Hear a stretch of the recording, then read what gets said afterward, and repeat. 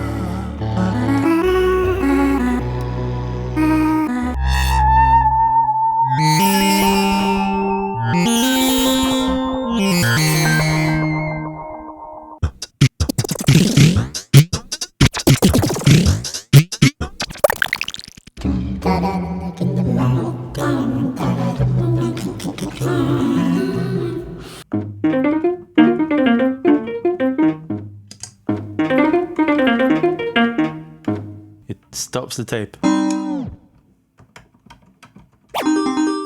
and then plays it again.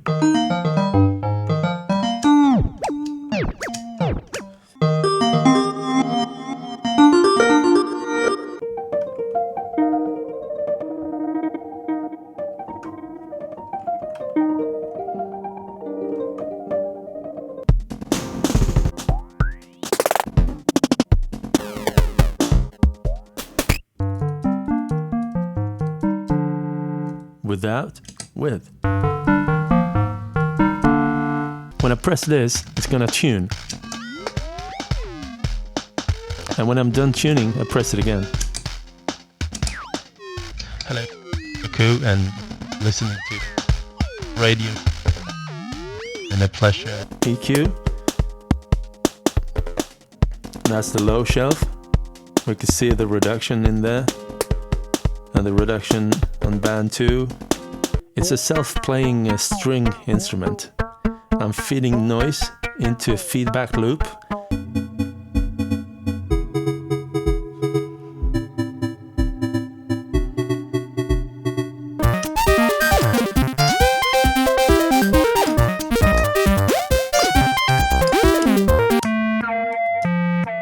So now it's capturing the MIDI, the notes here.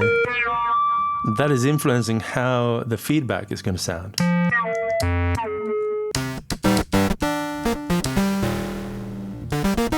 Without any of that, it sounds like this. And with all of that, it sounds like this. Okay. So, reverb.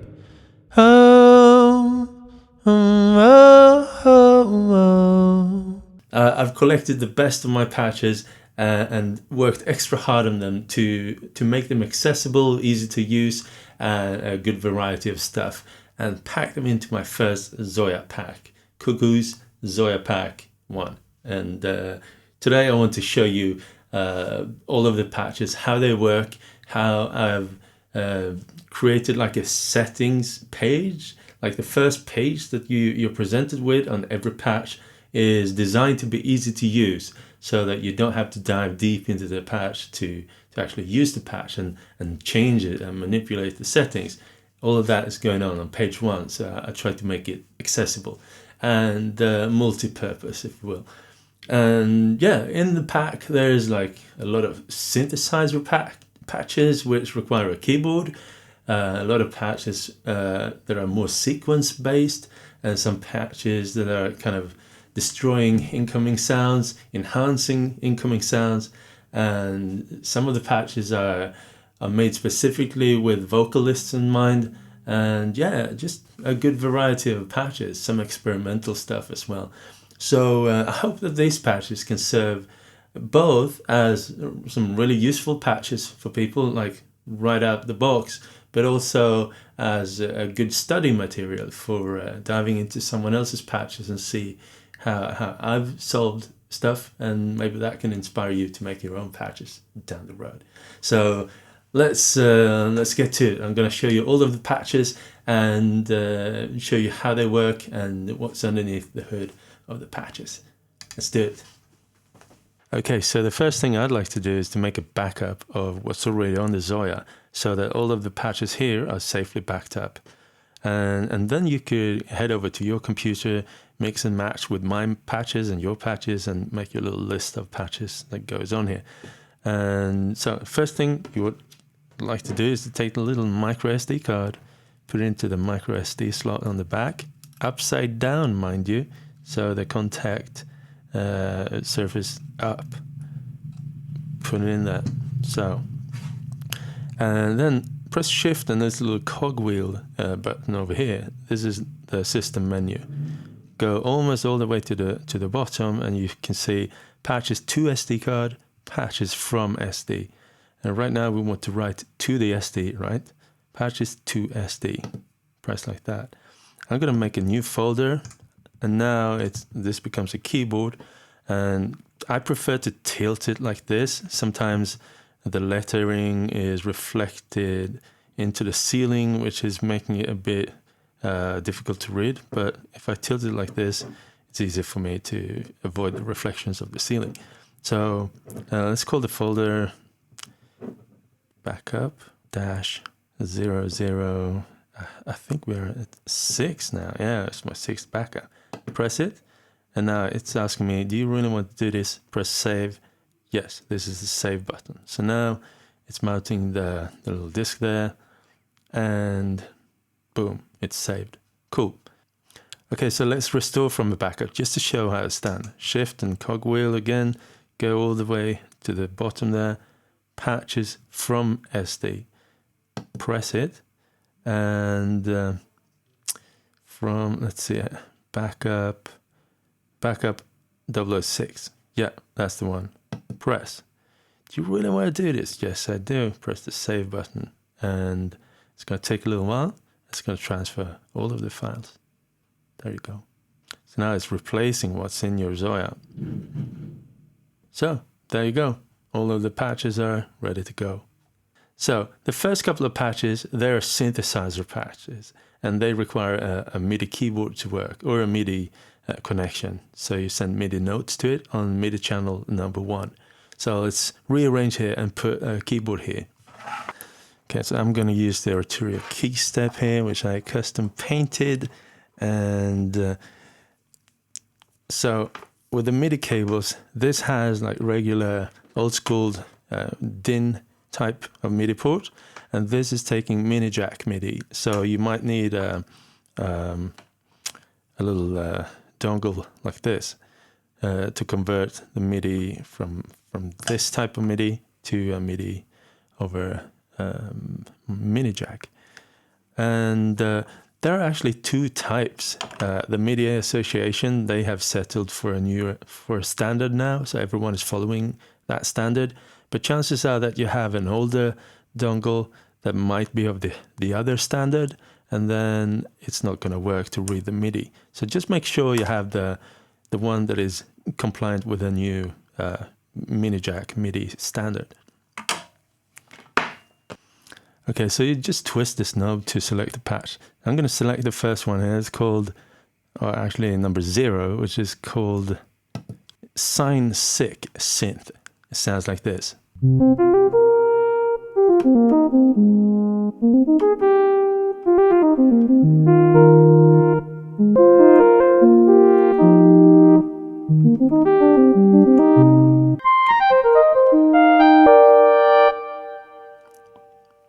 It's kind of smooth. I wanted to make like a warm and nice and sweet kind of fat sound, which is also warm in the bass.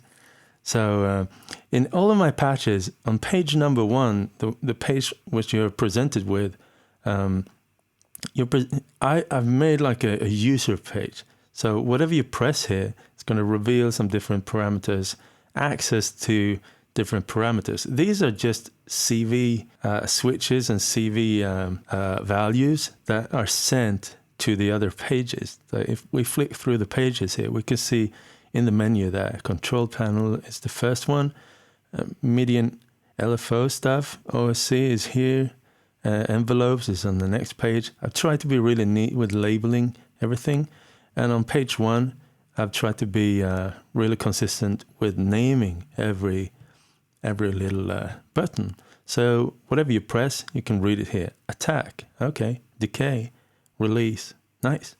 So if we start fiddling around with these now, attack, slow attack.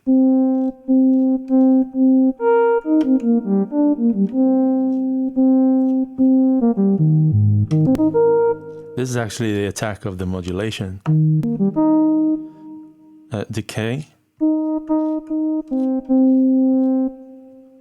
Sustain.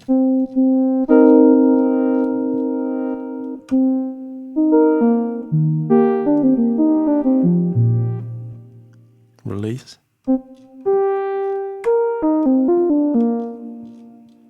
You can hear there's a lot of reverb here, right? Let's check out the rest of the parameters. Got FM level. See what that does.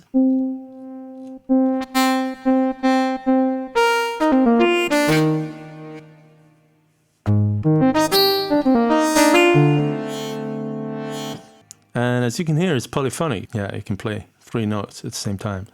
Next one, tremolo level.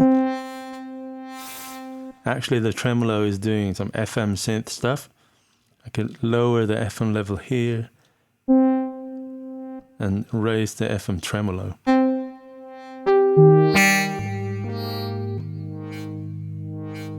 This is the frequency.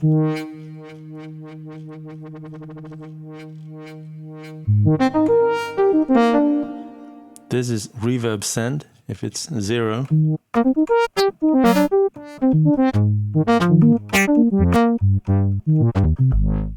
And by the way, make sure that you're on MIDI channel 1, otherwise the notes will not be recognized. That's the way I've set it up. So press on the key step, press Shift and 1. You're on MIDI channel 1 now. If I would be on MIDI channel 2, nothing would happen. So MIDI channel 1. Okay, some reverb again. What's this? Reverb decay. Long decay.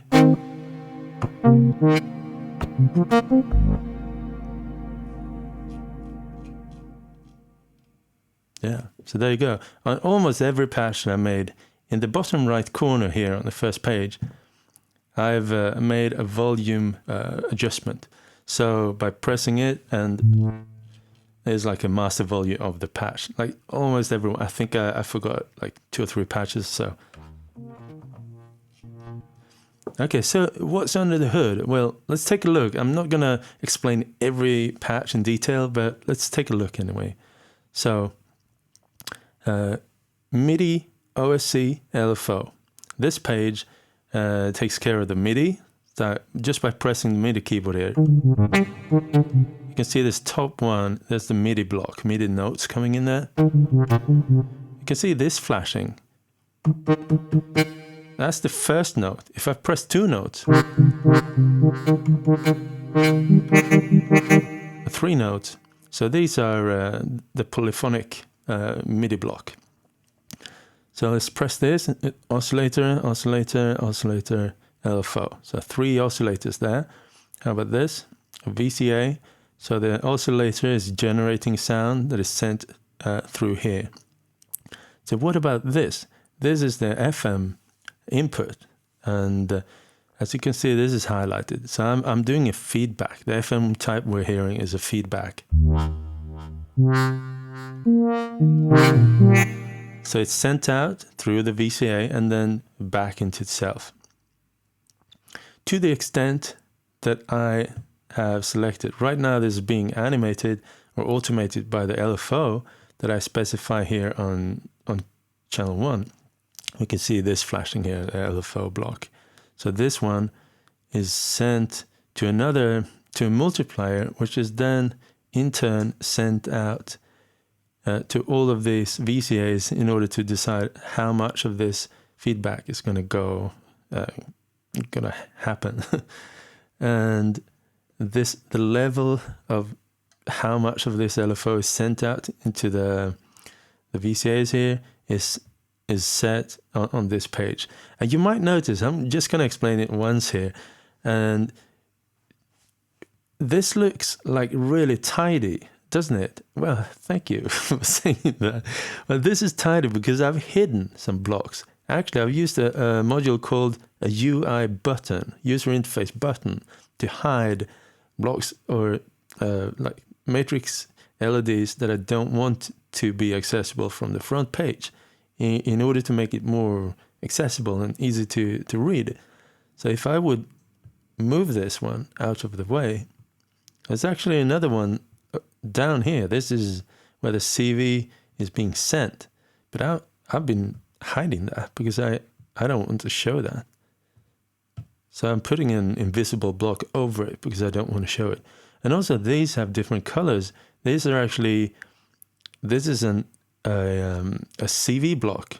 Moving this one out a bit, you can see that this CV block is actually 2 LEDs wide. But putting it like next to another one, I cut it off. The functionality and the connection is still there, but I don't want to display all of the connections on the first user page. So I made it like really neat as compact and user-friendly as possible. Okay, so that's like a brief explanation of why the first page is so tidy. That's because I want it to be an easy to read and easy to use first page. Okay, let's keep going. Patch number 1, if the previous one was patch number 0, it's called Bassed Synth. It sounds like this.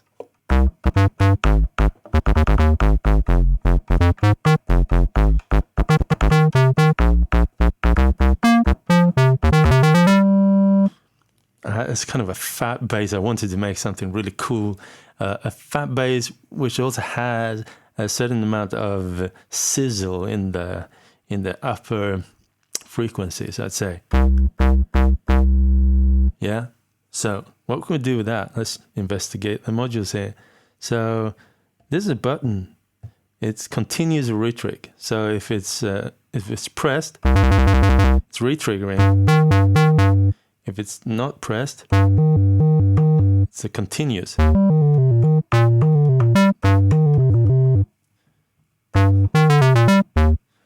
next one is attack. It's actually the attack of the modulation. The next one is decay. Actually the decay of the modulation too.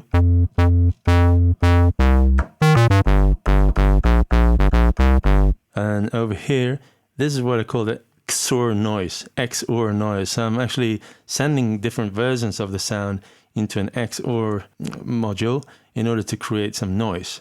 And this one is how much of that we want. It's nice. This is what is creating this upper frequencies kind of distortion. This one is the drive, and you can hear that there's sort of there's an overdrive going on here. Without the overdrive,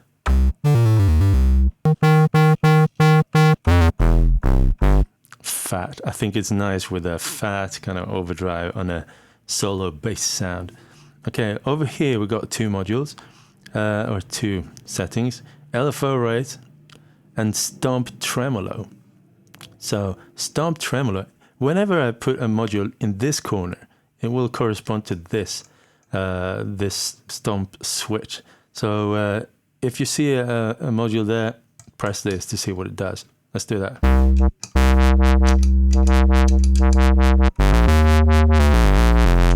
It's doing the vibrato or the tremolo to this extent, to this speed.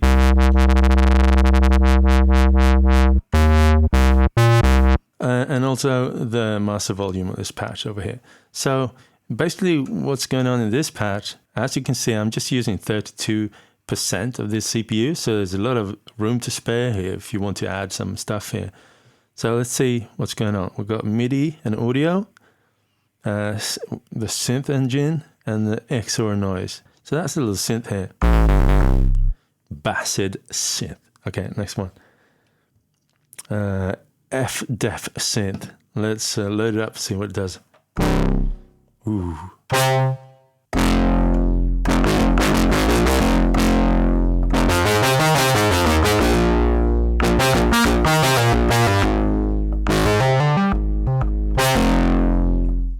F-Def synth, sounds like that. It's an FM synth for the most part. Let's see what I've put in here. Attack.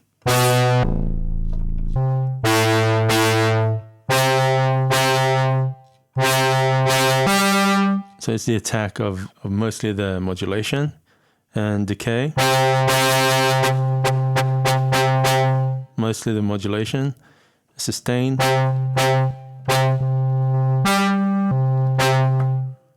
Ooh, release.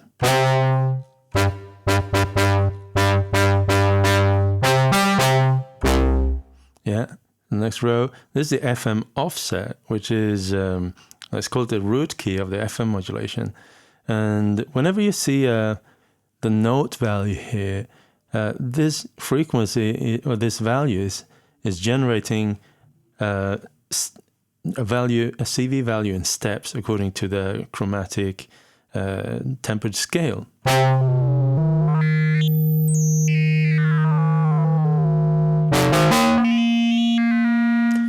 And that's making it easier to make FM synth sounds that correspond to kind of musical perception. But if you want to be totally free and avoid these steps, you can press this button and you can see it's now measured in hertz.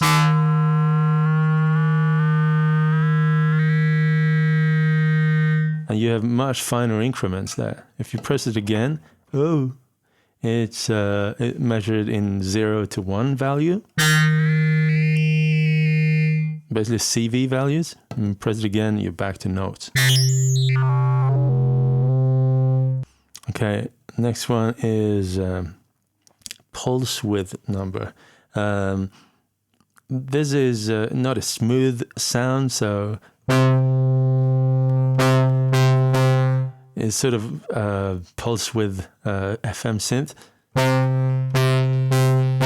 So I can change the pulse width there and create different sounds.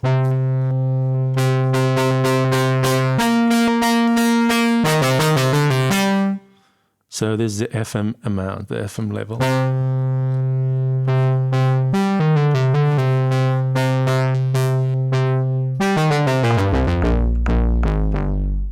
And sometimes I start out with a synth and I save it, and then I continue and make it sort of into another synth. This is a continuation of the previous synth. So over here we've got MIDI mod wheel CC value. So this is going to recognize a CC value coming from a mod wheel, which is CC1, I believe. How about the stomp switch? Oh yeah, that's right. This is portamento. Okay, this over here is a reverb send.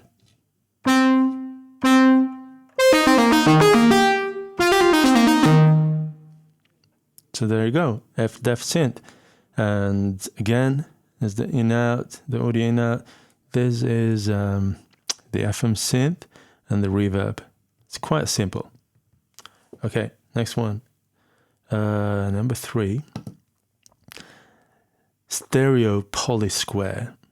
Now listen to this.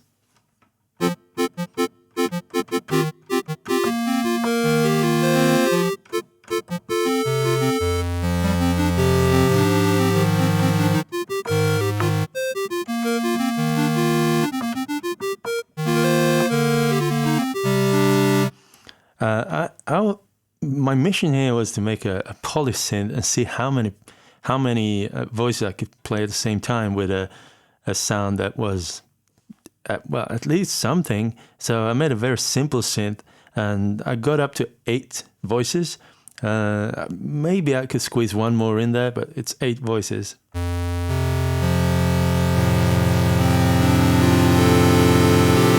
Yeah, so that's fun.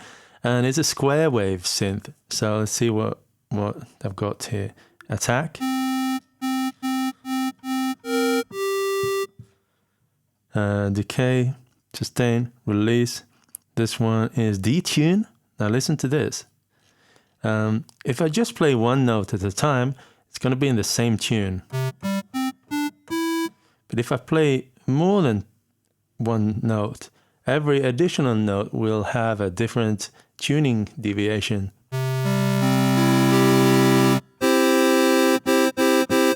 And as you can hear, there is a tad of stereo involved as well.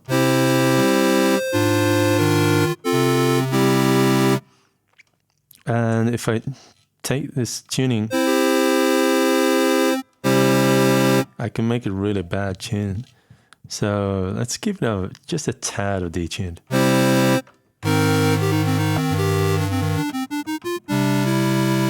Okay, so what's down here? Reverb mix.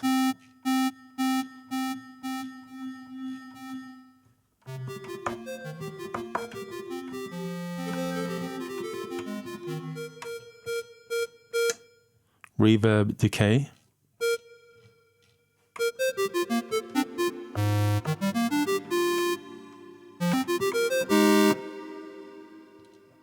This is nice.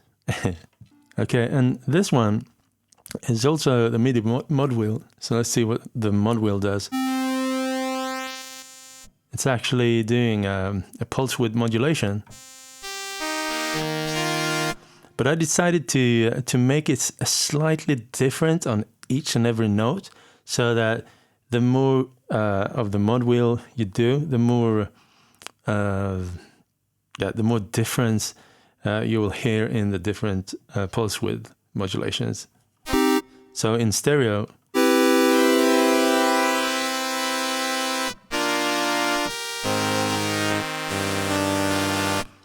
you'll hear more of the stereo picture, sort of.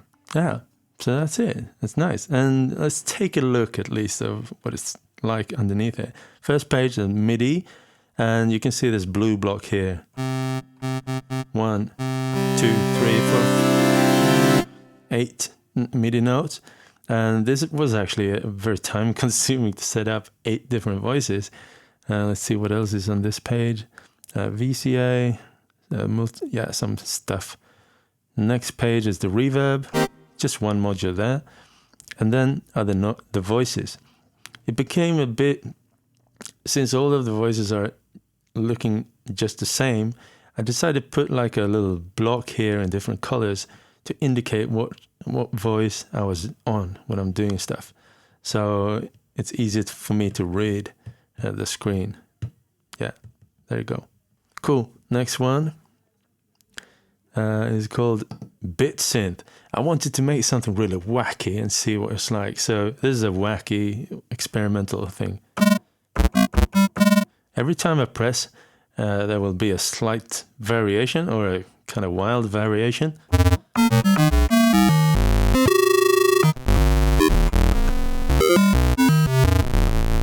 And if I turn the mod wheel, we're going to reveal how it's made.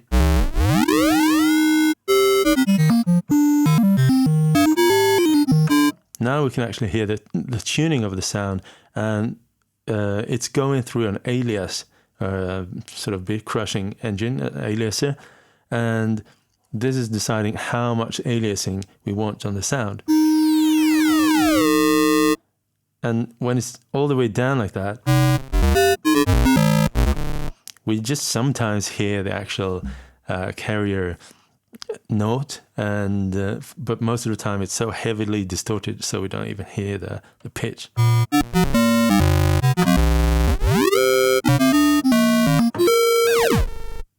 Yeah. And so how do I achieve that? Well, let's head over to the synth. Well, everything is on one page actually. There is a sample and hold involved. So it's sampling a random value and holding that value, and whenever I press a key. So let's see, where is that? This looks like a random value. So as you can see, that's kind of just random.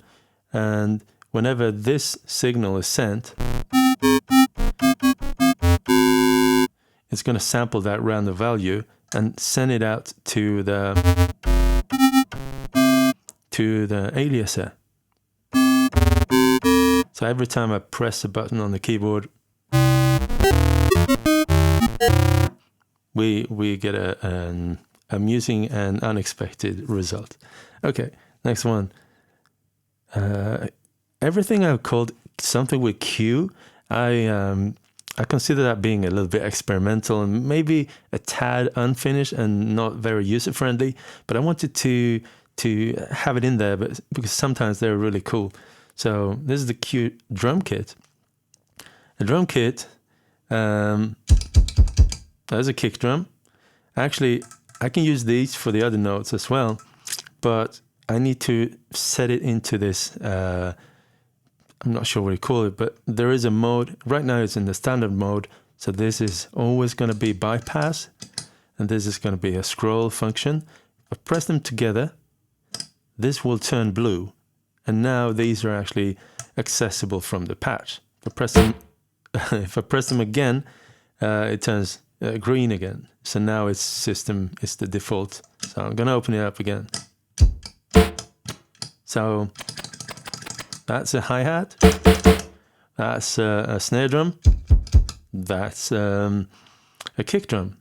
But actually I've made it possible to play it from the keyboard as well. So let's see.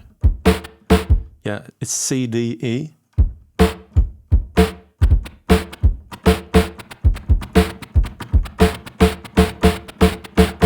Gonna turn this back and let's see what we could do with it. I actually made it so you can tune the drums. Up here there is actually a sequencer too. If you just want to listen to my groove there. But if you want to tune the drums, let's see. Kick drum decay, kick drum tune.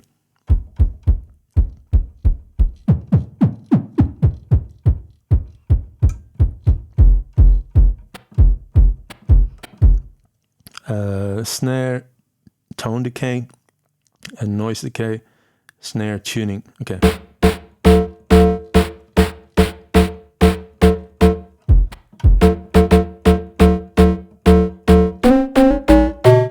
It's some kind of FM synth.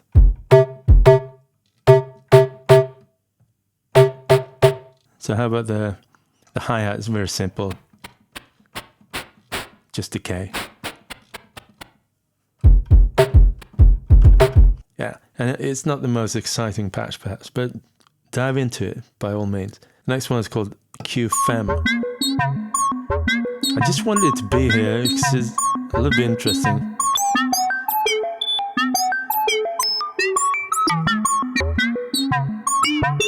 So I could press the keyboard to retune the whole sequence there.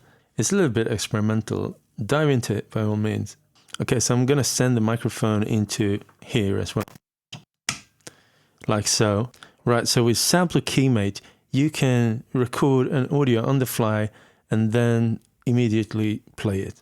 Let's do that. So I've connected the microphone into here so I can sample the microphone. Let's do it. By pressing this, I'll record. By pressing it again, I stop recording.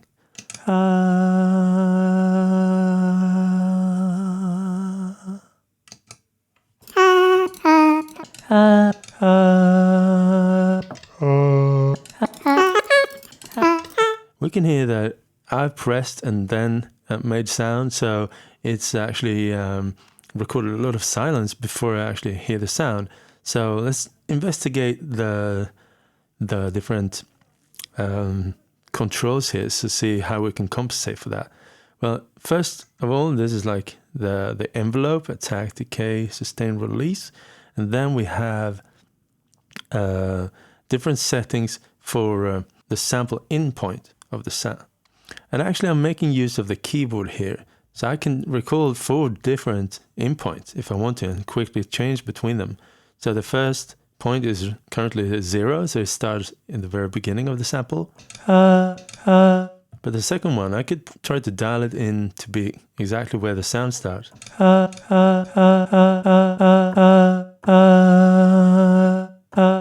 Like there. And then this one could be even further in the sound. And the fourth one could be like at the very end. Now I could use this as sort of a creative expression.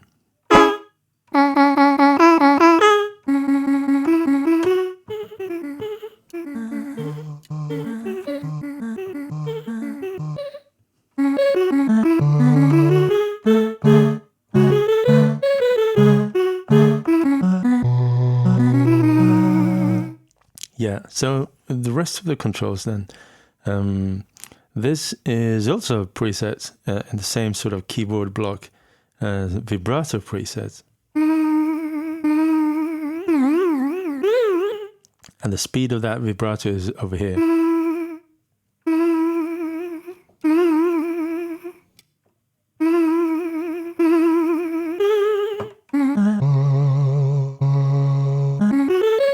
This is the reverb preset. As short as possible there, longer and longer, or whatever you dial in.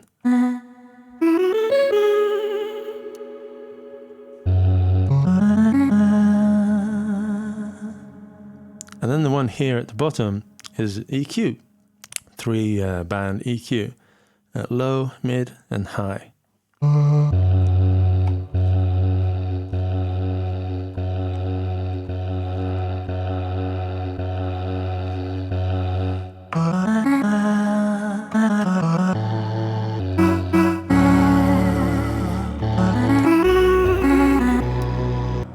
Five polyphony.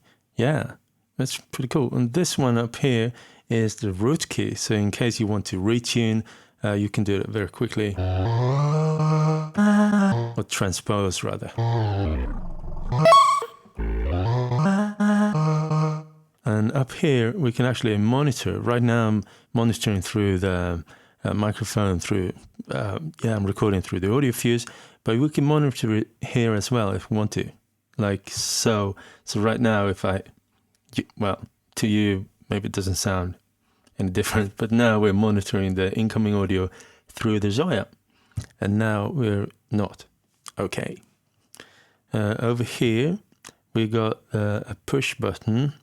Actually, I forgot to name it. You can see that. This is actually the reverb. So if the reverb is high, we only hear it if this is pressed.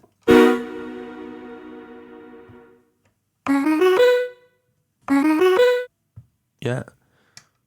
So there you go. And underneath the hood, we got one page here, which I call the tweener page. Sometimes I'm translating values coming from the settings here to on its way to the actual module where it's being used.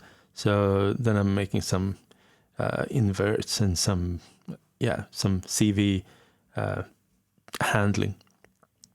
Then we got the input and output, and over here is the actual sampler. There are 5 samplers, and the only way I could think of to make a polyphonic sampler was to sample on all of them at the same time.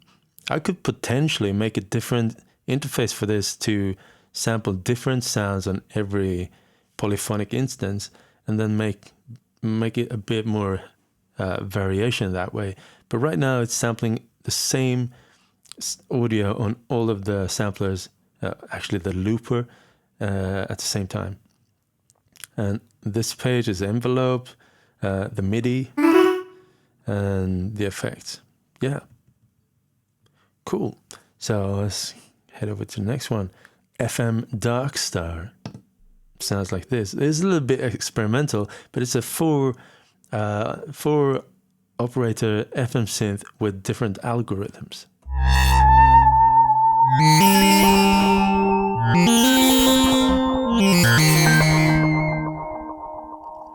I've arranged them vertically. So operator 1, 2, 3, 4 is the pitch of every operator.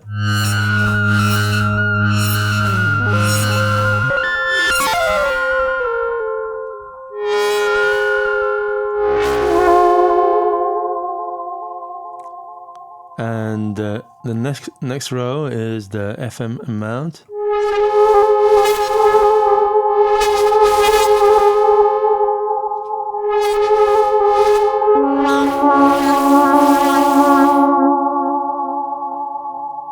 The next row is the mix level of each operator.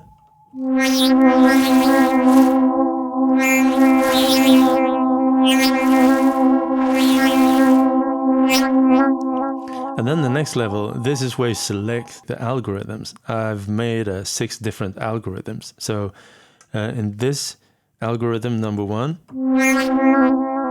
it sounds like this. If I change to another algorithm, the same settings will have, like the operators will play different roles.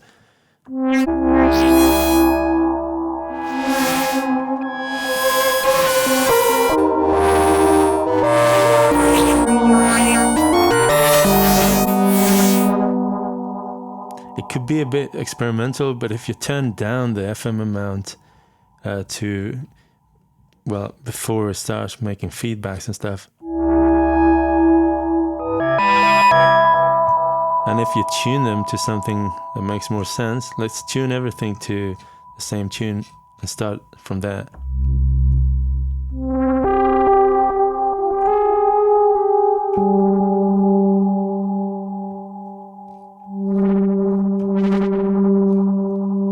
And let's tune this one up.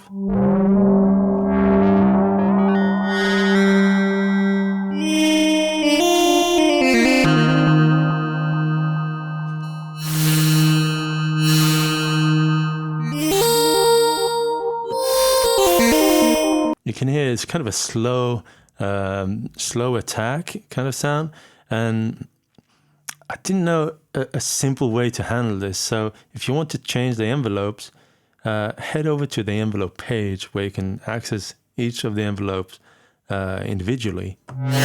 So 1, 2, 3, 4.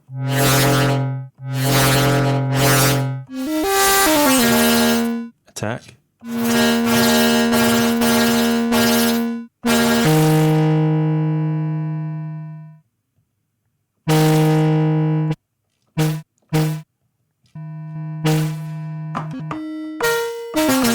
It's a little bit experimental, but yeah, there it is.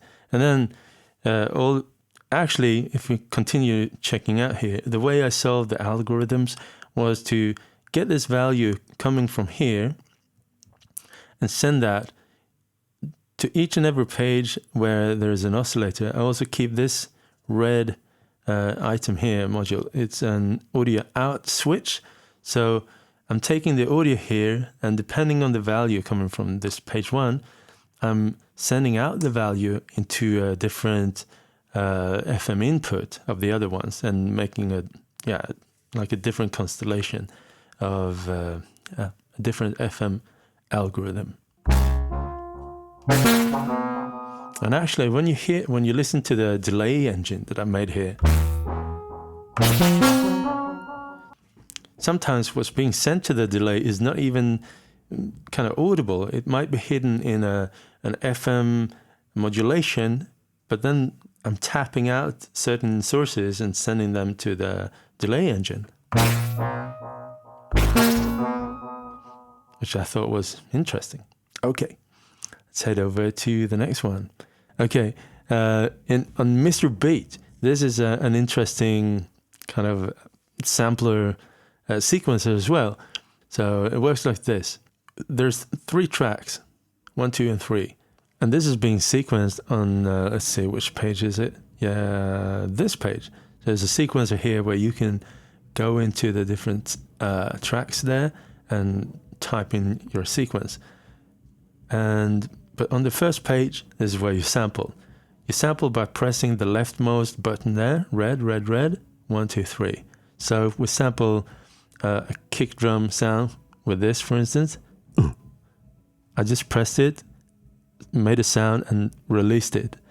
This is the mute switch. So this is currently muted. Let's unmute it. Ooh, that's really loud. I'm gonna do it like a less loud one.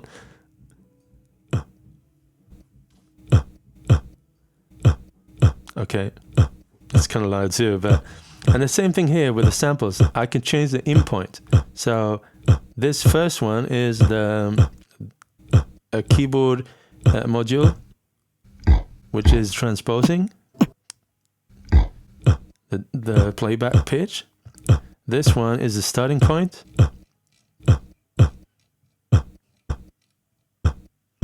That's kind of nice.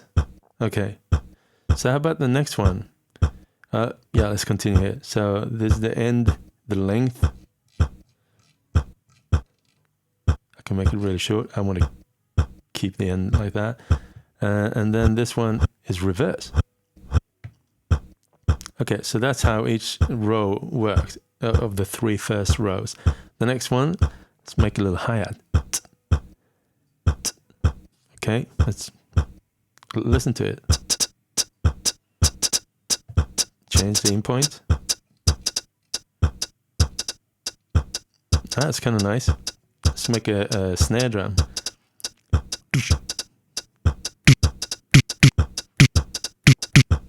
Okay.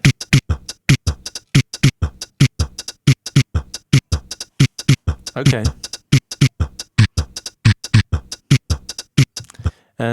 And all of these, where I'm retuning it, they could be, as with every keyboard module, you can press it and then change it. So you can change it and then it will be remembered.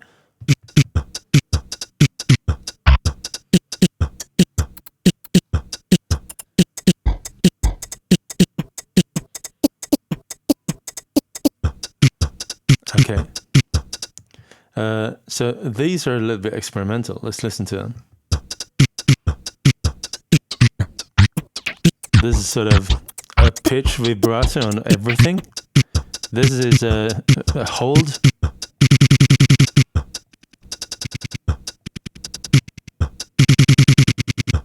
This is a sort of delay spiral.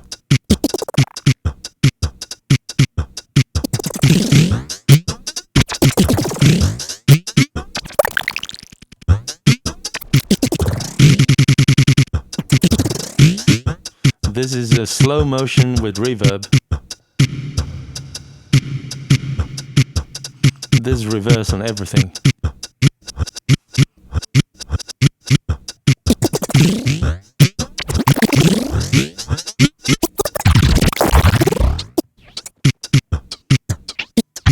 This is a re-pitch on everything.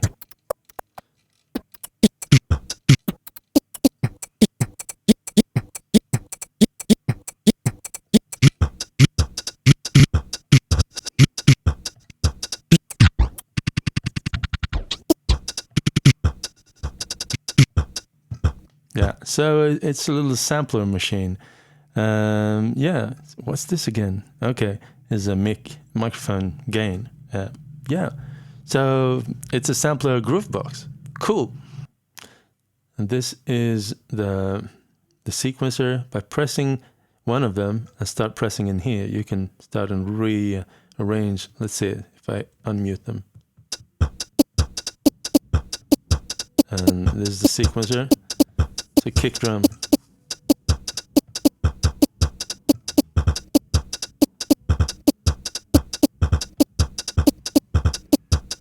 And this is the snare drum. No, it's the hi-hat.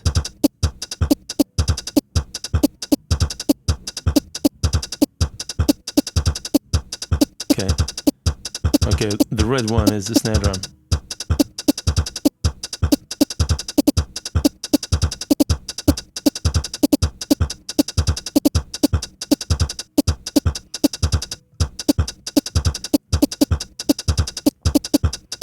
Yeah, so there you go. Cool. Yeah, I'm kind of proud of this because it's not like super straightforward to do something like this. You need to structure and think a little bit, sit down and maybe make a couple of sketches on paper even, and try out some concepts and then just do it. Okay, it's Mr. Beat. Now let's head over to Volks Dragon. So it's continuously routing my voice through some pitch shifters, and then it's re-pitching that according to what I play. I can play 3 notes at a time, and I've set the root note to be on F for some reason. I think it was for the song that I was making at the time. It was set up that way.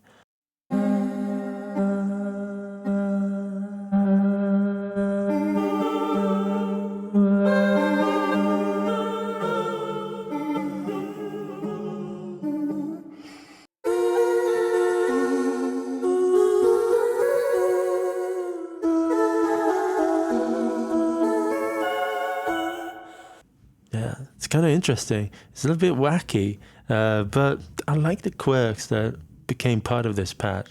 This is the release time. This is the reverb decay.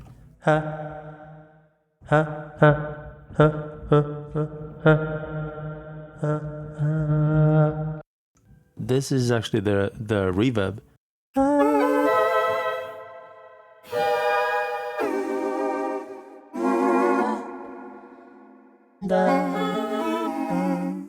Yeah, so that's Volks Dragon. Let's move on.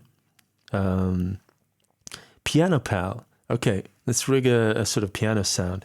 Piano Pal is a patch where I wanted to help a digital piano sound a little bit more like an acoustic piano, to compress it a bit, add some nice reverb, and make it glue together a little bit more rather than sounding like individual samples just playing. So, okay, I'm gonna connect this one, my Beat Squeezer sample instrument. So without the effects, it sounds like this.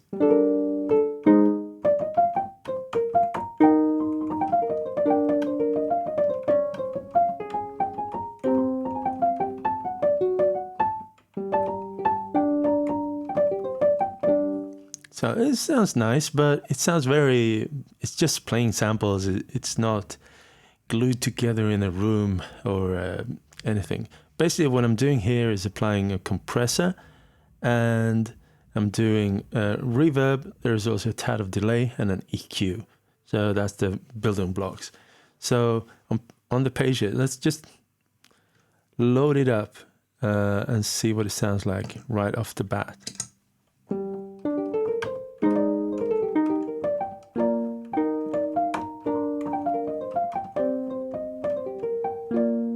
Maybe I could raise the gain on it. Let's see what we have here. First of all, got different reverb presets.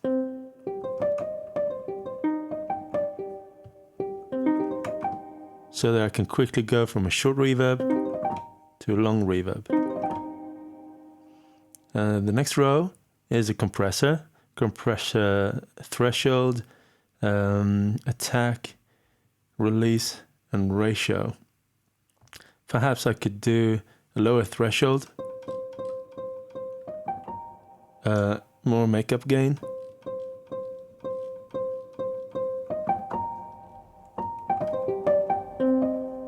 less reverb, like this.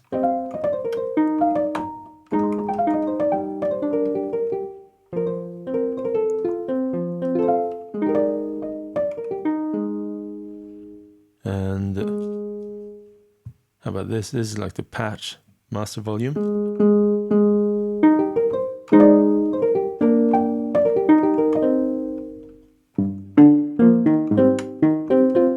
So, and this is the EQ. Let's see. So I boosted some low frequencies there. Maybe mid 2. High.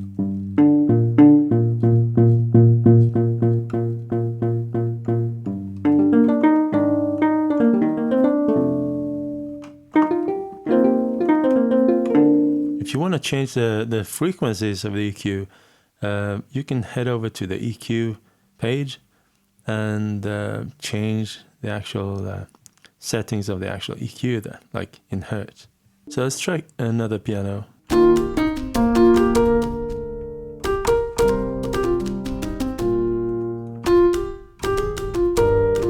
Maybe a bit too much of high frequencies.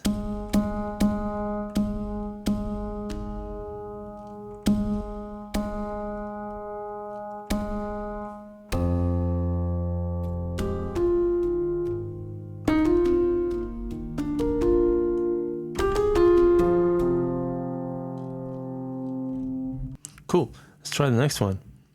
12. Tape stop. This is fun. It does only one thing. It stops the tape. And then plays it again. What I'm doing is I'm using a, let's see what it is. The audio in coming there. sending it through a delay line. The delay line is then controlled by an envelope. And when I press this, the envelope fires. And you can see this value going here. And this value is sent to the delay line and making the delay line longer at the same time as it's getting audio in it, which is effectively pitching it down. And then I mute the sound when I've reached the end of that envelope. Yeah, that's a very simple, like small patch, but I wanted to do it for a long time. Okay, so that's tape stop. And okay, so we'll reach some elaborate ones here as well. This one is called back delay. I haven't really made a proper interface for it, but it's a delay that is going for a ping pong delay. Let's see.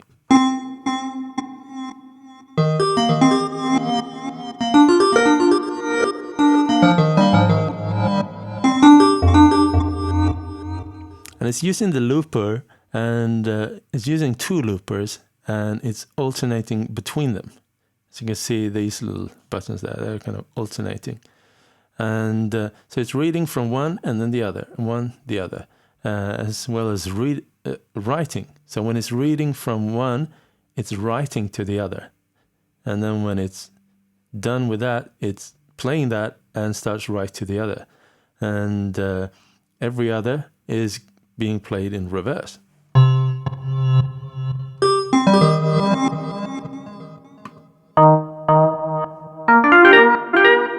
A bit too loud.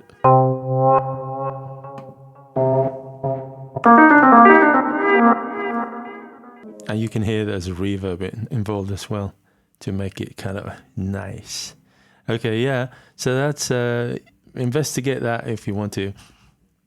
Then we got the granulate, which is a version of this where I made it sort of instead of just playing it backwards, I played it forwards but stepping it backwards in order to create a sort of granular effect. That was before the new granular module was released, which is making this stuff much easier, but this is also possible.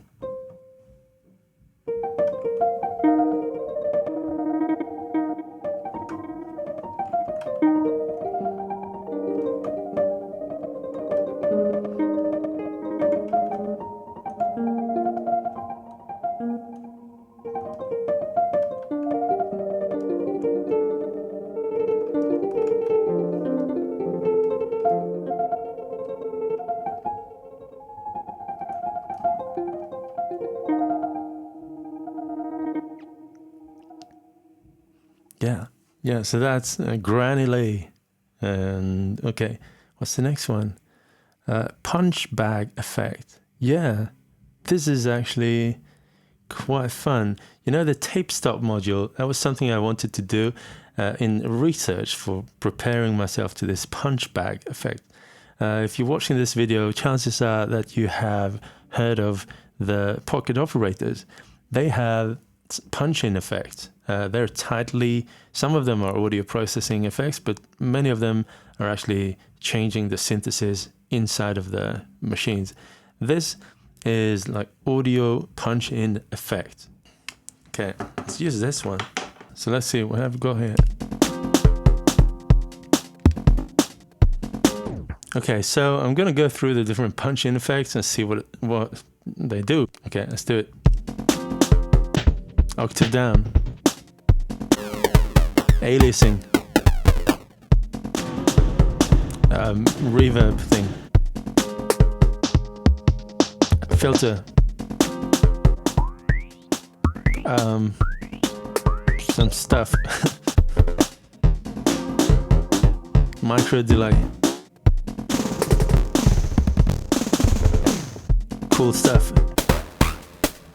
Noise.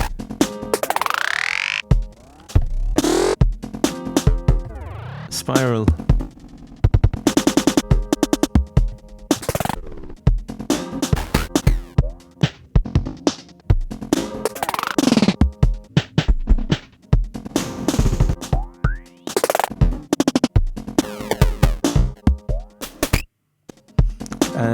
And most of the time, you can just use one at a time. That's the way I've set it up. But some of them can be played together. You just have to try it. So that's the punch bag effect. Okay, next one is impossibly crisp. Now you might have a sound that is not super crisp. Then it might be interesting to have some sort of effect to make it like super crisp, wouldn't it be? Like this sound, for instance, with the impossibly crisp would sound like this.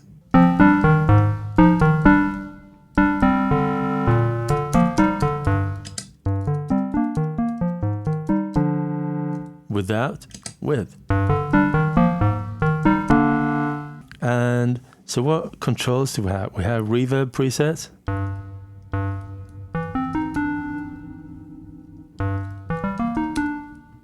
And reverb on off.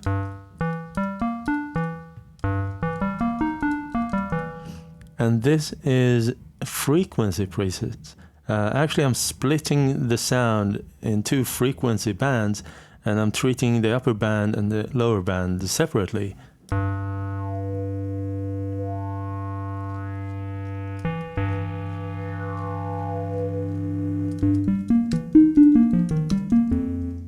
Yeah. So what I'm doing here, let's press this too. It's actually freezing the reverb.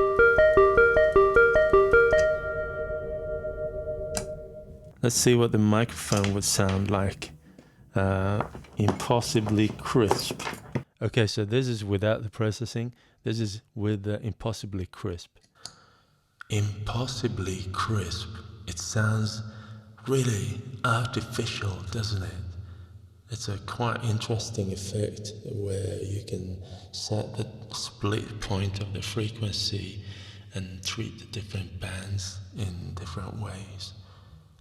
I admire its purity. The next patch is called Radio Factory. Now listen to this. I'm gonna connect the OP1 again.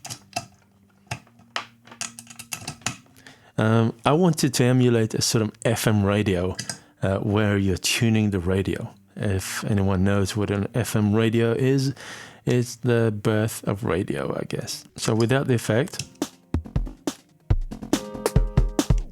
and with the effect, when I press this, it's gonna tune.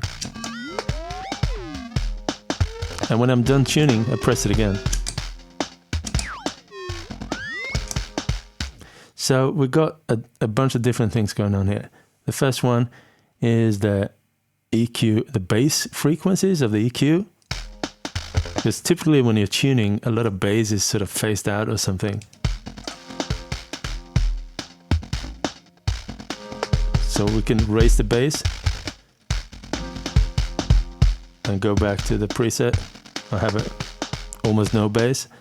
The next one is, the next line is tuning speed for the tuning.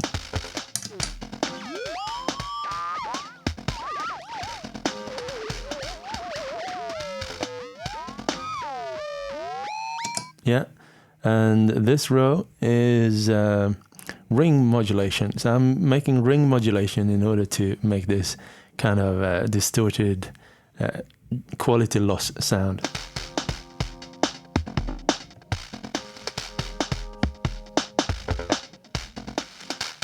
So I have different presets there. There's no ring modulation.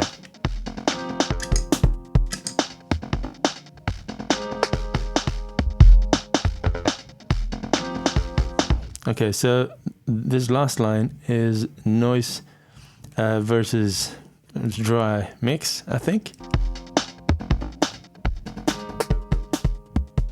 So this is, if it's 0, there is no noise.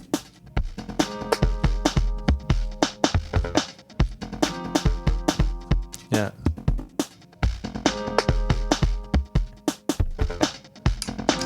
Tune. Mute. And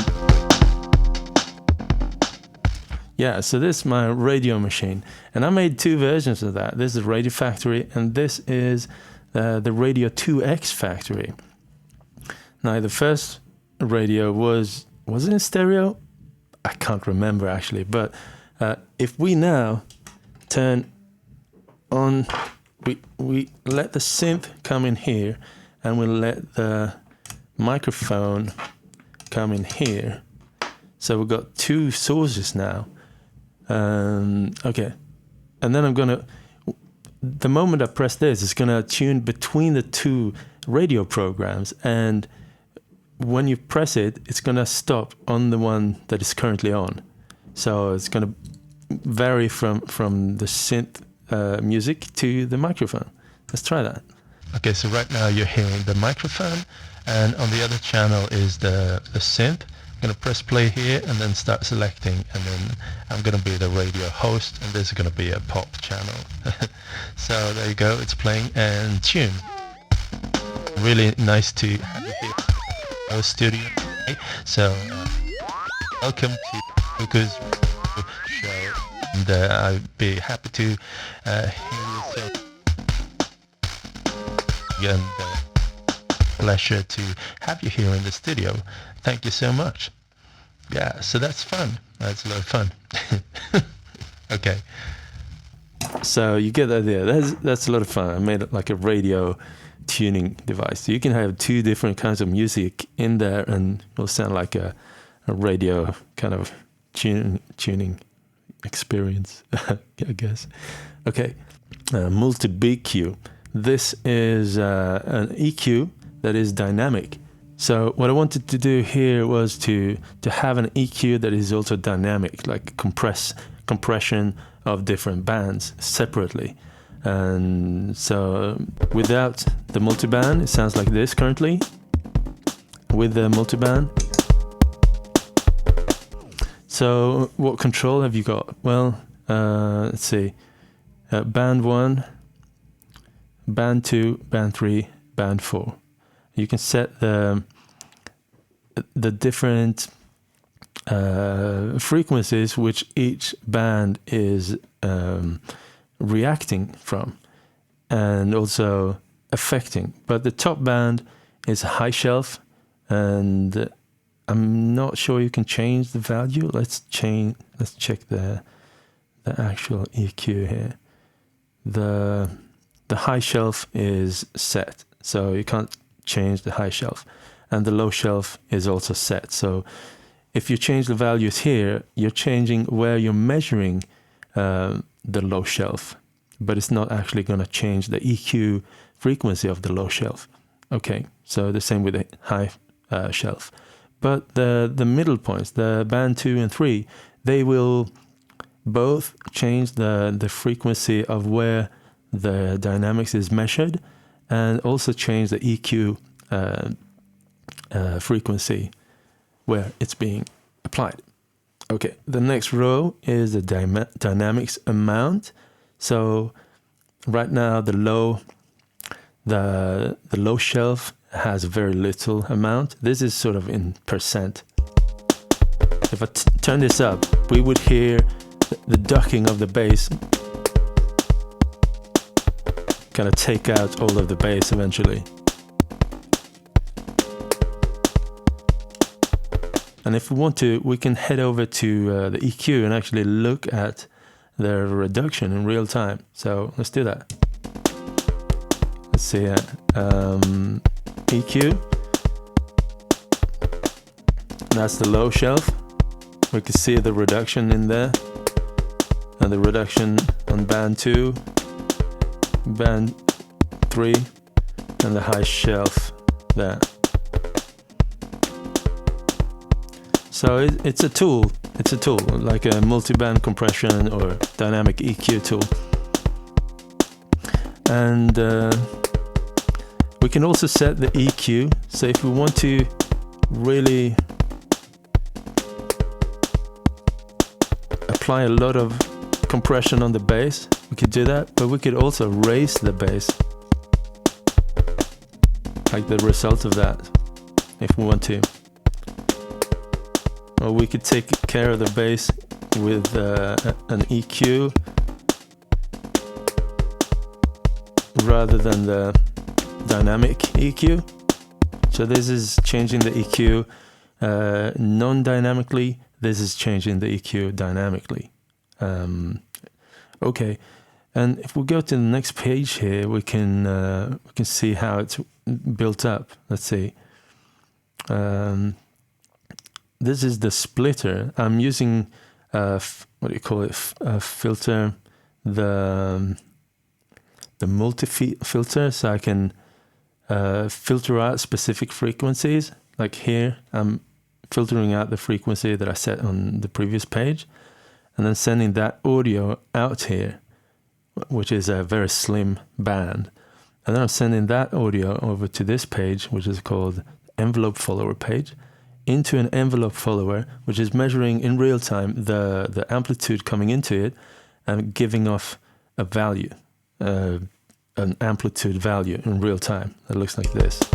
That's the bass. There's the band 2, band 3, band 4, the high shelf. And then I'm taking that value into a multiplier where I'm catching the value from the amount on page 1, the green value there.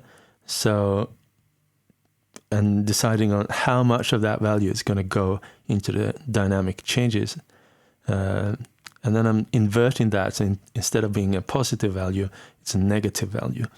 And then that is being sent straight into each band in the EQ. So that's that. Yeah, I'm quite happy about how it turned out, actually. Okay, Micro Dylan is a little bit experimental, and I keep it in there just for you to kind of. It's totally useless, but as an experiment, it's interesting to check out. It's a self-playing string instrument. I'm feeding noise into a feedback loop in short bursts, and I can change the portamento of that. I can change the rate. I could change the brightness of the sound with a filter. I could change the decay. Well, not that much apparently. I could change the bow action.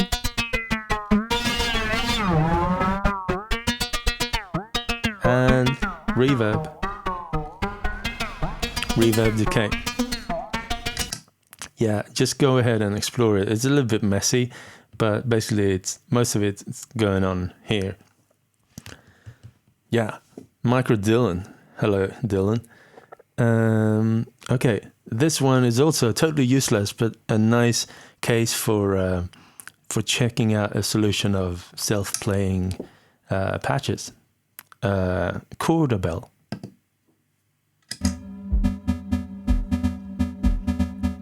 So this is playing something according to the sequencer here.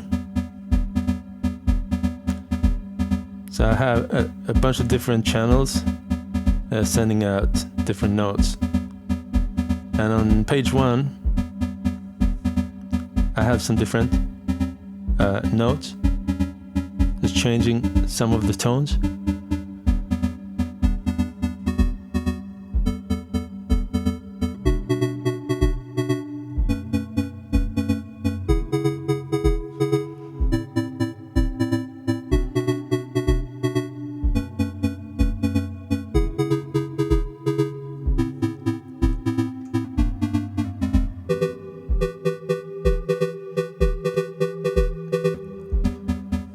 This is the kick.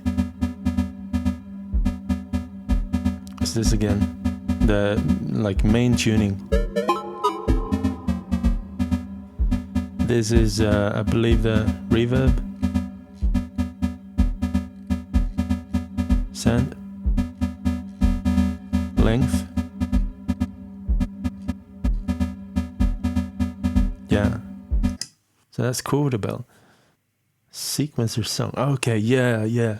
I actually asked on Instagram if people thought I I should include this in the pack because it's also a bit useless, but it's a good user case. So let's load it up. It's a song with some different ways of manipulating the song. So there you go. Let's fire it off. So we've got the mutes on this page, on this side. That's a kick drum. This is a kind of melody. What can I do with the melody? I can make it long, short.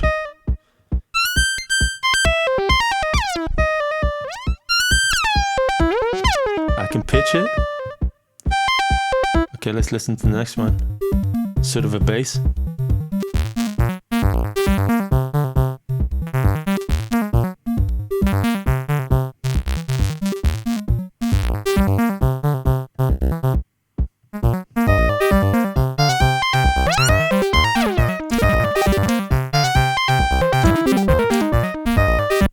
Actually, you can see there are 3 buttons down here. I need to unlock this so I can hit all of them. Okay, let's listen to this now.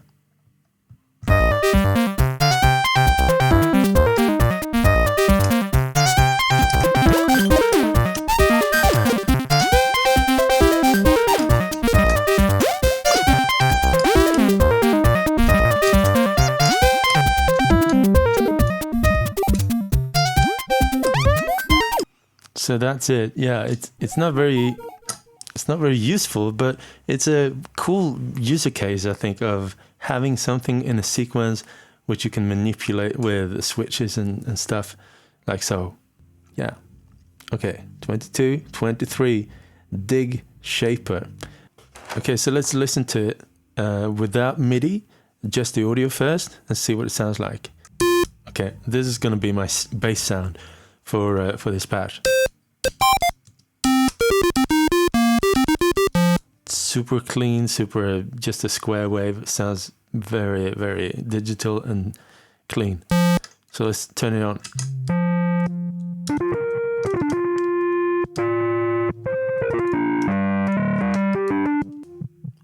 Yeah. Let's see what I could do. You can hear there is some sort of feedback loop there. I could pre-gain. I could dry mix. I could drive it.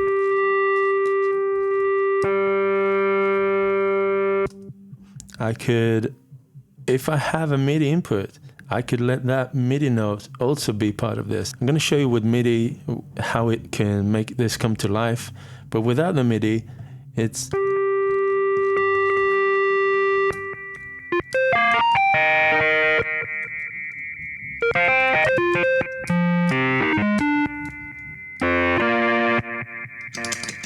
Make it, this is the delay. Make it short, longer.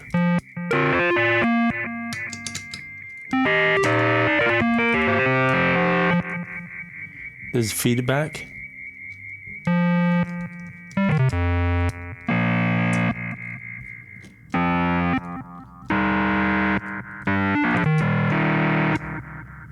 More feedback.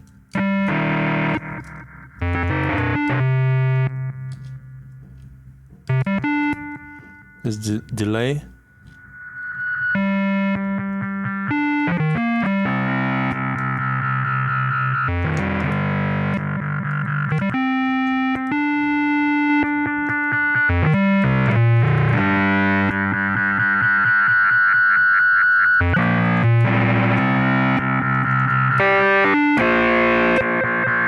So just a reminder, that's the clean one.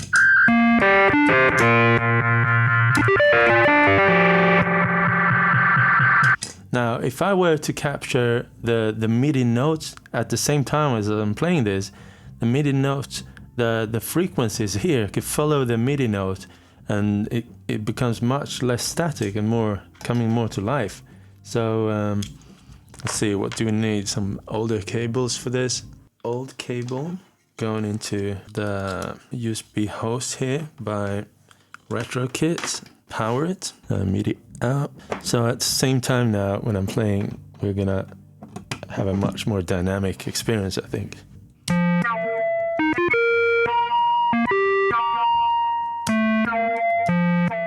So now it's capturing the MIDI, the notes here, that is influencing how the feedback is going to sound.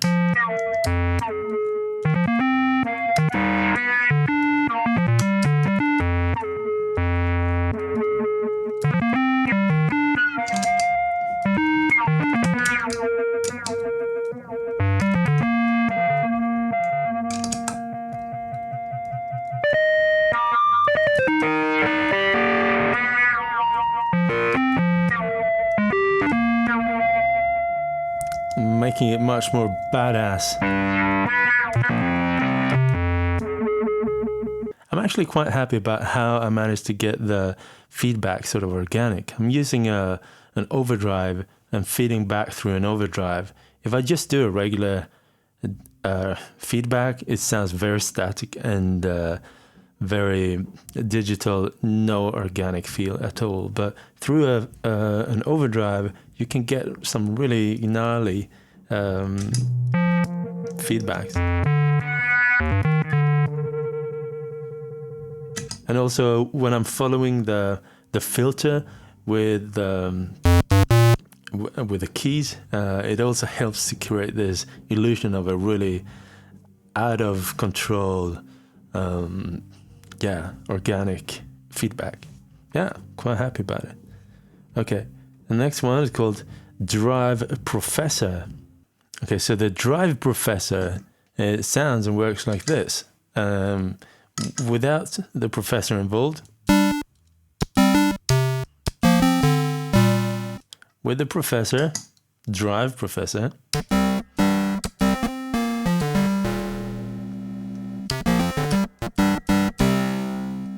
I can do some dry sound.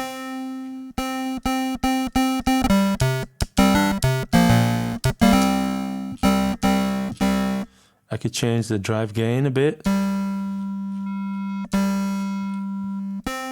Also change how much of the drive is coming through.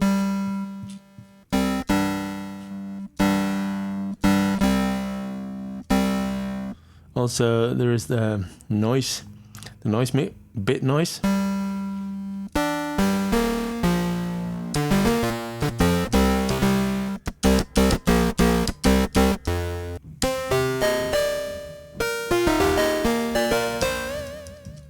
So without it,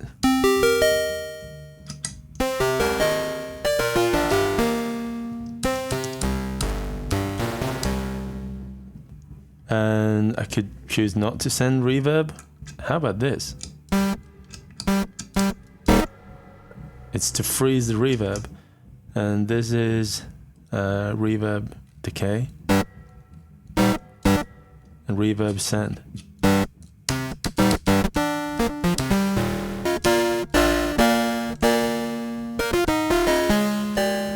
So quite heavy mangling there. Okay, the last patch. It's called Voca. It's with microphone and vocalist in mind.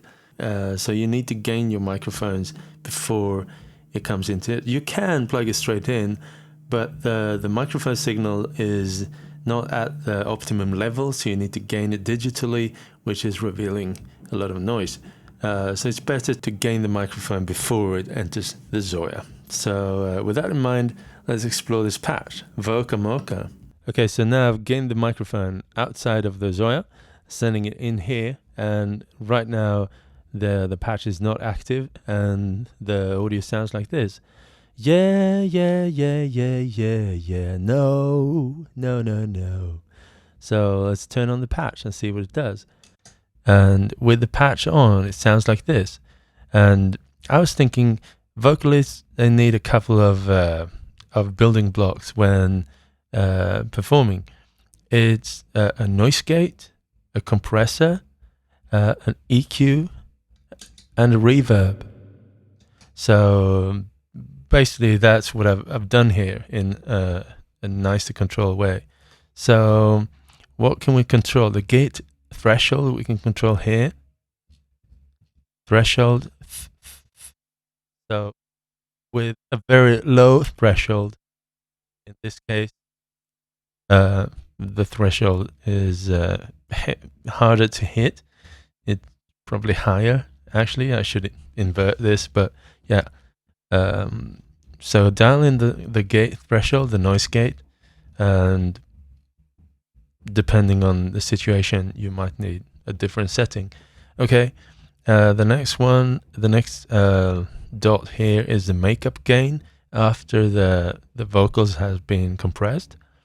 If we turn it down, we have an overall lower volume, and I've made this gentle. So there you go. Lots of makeup gain now. And without the noise gate, we would also raise sort of the noise floor if there was a noise floor on your mic and preamp. Then we've got the drive mix. If you want to, you can mix an overdrive into this. So I'm actually splitting the signal into two parts. One is applying drive. If I turn down the clean mix, which is the next one, right now we're just hearing the path, signal path going through the drive.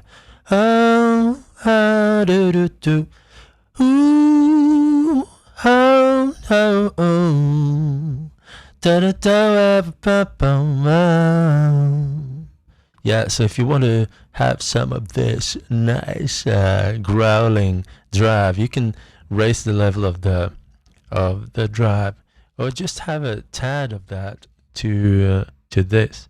So or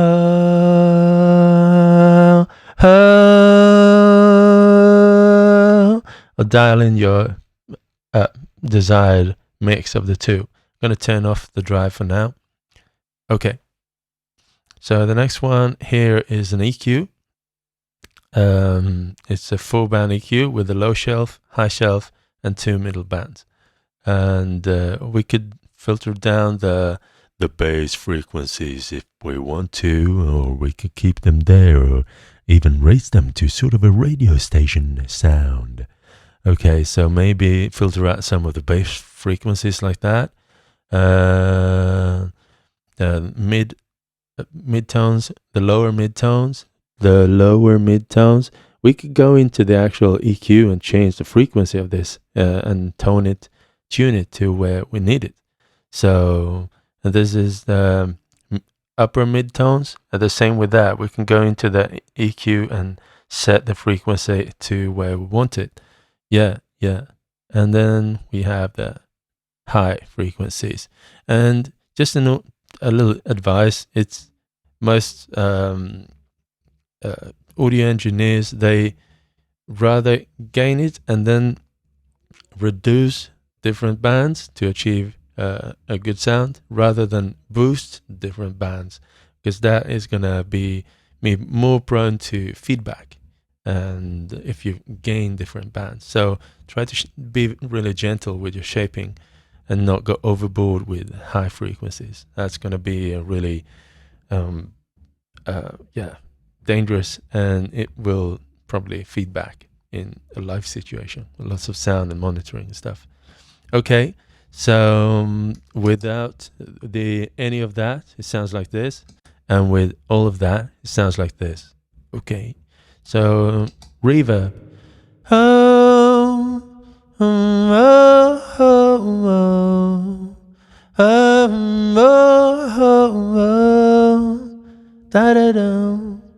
Reverb send. The amount of reverb somewhere around there is nice. Reverb length for 3 different presets. No, 2. Long, short. Yeah, this is the normal. If you're using a keyboard element, a module, the first key is always the default. So dial in that to the point where it sounds the way you want it when you're going to launch the patch.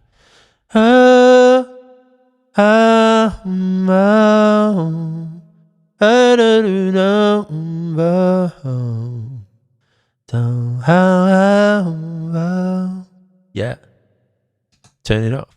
Yeah. This is the mute. Mute. Yeah. And this is the overall master volume. Okay, so you might be seeing something missing here is the compressor. And I think when using a compressor on vocals, it's really, you need to tune it really precisely. And I would have to pick up almost all of the parameters of the compressor to make it even make sense to have it on the first page. So rather than doing that, why not head over to the actual compressor and do it on the actual compressor here. So you've got threshold, attack, release, ratio, and audio. So basically these four parameters you can set on the compressor. Also, I want to show one thing with the drive. We drive it here, and I tone down the clean mix, and now it's only the drive, the driven signal. It sounds like this. We'll head over to see where the actual drive is. Let's see, overdrive. It's over here. So this is an envelope follower, is measuring the volume of the sound coming into it, as you can see here. And I'm using that value just inverted to be negative, and I'm reducing the overdrive the louder the incoming signal, because if that is static and is at a high level, a high overdrive, then it's going to be, in my opinion, sounding a little bit too much overdrive. So I'm reducing the input gain, but I'm expanding the output gain. So in order to have less input drive, but compensating with an output expander to kind of manage the levels there. If I don't do this, I think it sounds a little bit too static and too much of the overdrive. But this way I can tame it a little bit and make the overdrive sound a little bit more interesting and follow the levels of the voice like this. Yeah, how about that? Yeah, so these are all of the patches that I wanted to show you, part of my first ZOIA pack. I spent a lot of time on these, and I hope you can really appreciate the first page of each and every patch there, because that's where it's going to get much easier to use and interact with the patches. And I hope you appreciate that. But by no means, it's not meant to be an end station. Open the patches and fiddle around with them, change them, and do it to perform in a way that makes sense for you and your needs. So if you're interested in this pack and you want it for yourself, head over to my webpage, web store rather, store.truecuckoo.com, and purchase the pack over there. If you're really into what I'm doing here and you appreciate my work, maybe you could consider throwing in some monthly support over at Patreon. My Patreon supporters that support me over time on a monthly basis, they also get access to my files, such as this pack and stuff. So if you're into that, head over to Patreon. Yeah, I think that's all what I have today, and I hope you enjoyed some of these patches and maybe got some inspiration of building your own patches. And yeah, that's basically it for today. Thanks for staying with me, and thanks for all the support you've given me over time. Really appreciate it. And yeah, thank you Empress Effects for making the ZOIA. That is such a really cool platform rather. It's not just a little box, it's a platform. This is a platform where you can create a lot of patches and solve a lot of specific needs that you might have in many scenarios, and just make a patch to solve your needs in that scenario. This is really like a Swiss Army knife little box where, yeah, you can make it interface with modulars if you want to. I haven't even touched that in this, but yeah, ZOIA, I like it. Peace out, everyone. Thank you for watching, and thanks for watching to my ZOIA enhanced voice in the end of this video. Yeah. Let's end with some overdrive. Hello, this is Cuckoo. I'm signing out. Peace out, everyone.